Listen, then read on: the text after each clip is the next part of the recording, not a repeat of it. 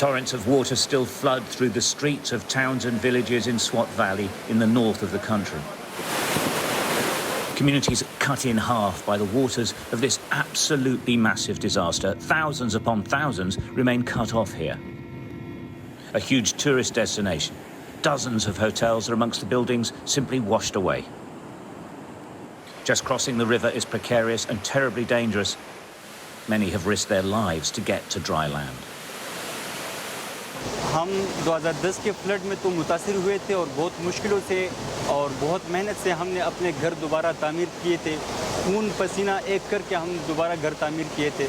तो मैं जिस गांव में रहता हूँ जिसका नाम है जेल, उसमें तकरीबन 40 to 45 घर थे, वो तो मुकम्मल तबाह बर्बाद हो गए। Further south, people try to salvage what they can from their destroyed homes. A cupboard is floated downstream. They've managed to save this, but most of everything else has simply disappeared. Where they find dry land, they sit in makeshift tents, hoping that aid will reach them soon.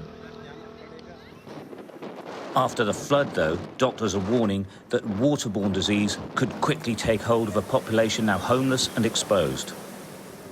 Medical teams are doing their best, but it's a huge task. Pakistan's Prime Minister met some of the survivors and is promising to rebuild their communities. But he reflects the views of this country that the world's climate crisis is to blame for this catastrophe. The people of Pakistan are currently suffering in the form of their lives, their livelihoods, for a catastrophe that is not of their making. Pakistan produces less than 1% of the carbon footprint, but is one of the worst affected areas from climate change.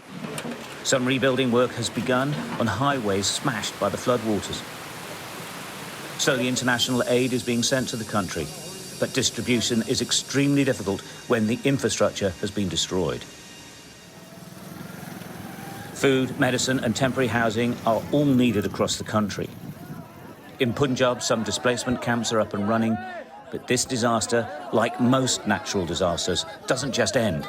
They often get worse. Stuart Ramsay, Sky News, Pakistan.